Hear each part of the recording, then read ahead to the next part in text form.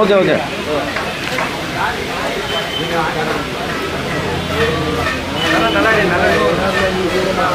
எங்க அம்மா பாருங்க, தூங்க பணியாளர்கள் உங்களுடைய போராட்டம் இந்த திராவிட அரசை எதிர்த்து போராடினீங்க. 7 நாள் நீங்க போராடினீங்க. ஆனா இந்த அரசு உங்களுக்கு செவி கொடுத்து கூட உங்களுக்கு சாய்க்கல.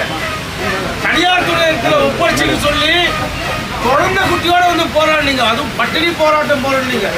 இந்த போராட்டத்தை பத்திரிகை மூலமாக நம்முடைய மரியாதைக்குரிய பொற்கொடி ஆம்ஸ்ட்ராங் அந்நியார் பார்த்த உடனே தமிழ் மாநில பகுஜன் சமாஜ் கட்சியுடைய பொறுப்பாளர்கள் சொன்ன விஷயம் என்னன்னா, உடனடியாக துப்புரவு பணியாளர்களுடைய போராட்டத்துக்கு நான் கலந்து கொள்ள வேண்டும், அங்கிருக்கின்ற மக்களுக்கு உடனடியாக உணவு வழங்க வேண்டும் சொல்லி 2000 பேருக்கு உணவு வழங்கிய மாபெரும் ஒரு தலைவி நம்முடைய திருவிக்கா நகர் தொகுதியோட வேட்பாளராக இன்று போட்டியிடுகின்ற மரியாதைக்குரிய நம்முடைய பொற்கொடி ஆம்ஸ்ட்ராங் அந்நியார். அப்போ எம்எல்ஏவா இருக்கிறதுக்கு முன்னாடியே மக்களுடைய நலனுக்காக போராடிய நம்முடைய பொற்கொடி ஆம்ஸ்ட்ராங் அந்நியார் அவர்கள் இந்த தொகுதியில் எம்எல்ஏ ஆகிவிட்டா மக்கள் பணி எப்படி சிறப்பாக இருப்பதற்கு இது ஒரு உதாரணமாக இருக்கும் என்பதை இந்த நேரத்தில் தெரிவித்துக் கொண்டு, உங்களுக்கு அந்நியார் என்றும் உறுதுணையாக இருப்பார்கள்.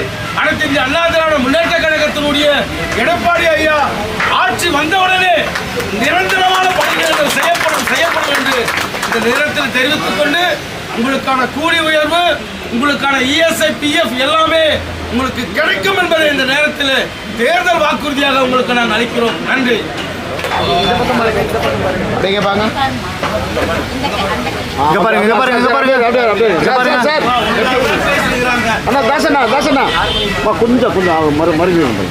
ஒரு கை பிடிங்க, விட்டுருக்கோம், நீ விட்டுருங்க, அவங்க பிடிக்கிறாங்க. அப்படியே நில்லுங்க.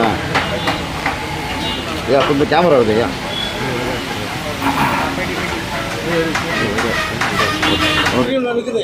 எந்த தேர்தல் அறிவிச்சா எந்த அரசியல் கட்சியோட போட்டோ, ஏன்னா முதல்வரோட போட்டோ எந்த அரசு இடத்துல எடுத்துட்டு இருக்காங்க.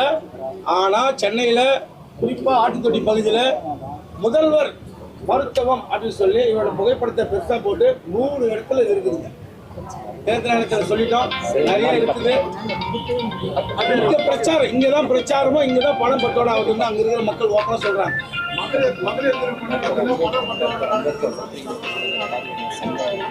அதுதான் நாங்கள் ஆல்ரெடி ஆதாரப்பூர்வமா பத்திரிகையாளருக்கு தகவல் சொன்னோம், காவல்துறைக்கு தகவல் சொல்லிக்கிறோம், தேர்தல் ஆணையத்துக்கு தகவல் சொல்லிக்கிறோம். அங்க வந்து நடத்தவே கூடாது, அனுமதியெல்லாம் நடத்தக்கூடாது சொல்லி அது எல்லா பத்திரிகை மூலமா மக்களுக்கு செய்தி பேசுறாங்க. இந்த நேரத்துல பத்திரிகையாளருக்கு மனமார்ந்த நன்றி சார். சுட சுடவும் சூடாகவும் தெரிந்து கொள்ள எங்களை சப்ஸ்கிரைப் பண்ணுங்க. அப்படியே பெல் சிம்பலை கிளிக் பண்ணிடுங்க. இந்த செய்தியை நீங்கள் Facebookல் பார்த்து கொண்டிருந்தால் எங்கள் பேஜை லைக் அண்ட் ஃபாலோ பண்ணுங்க.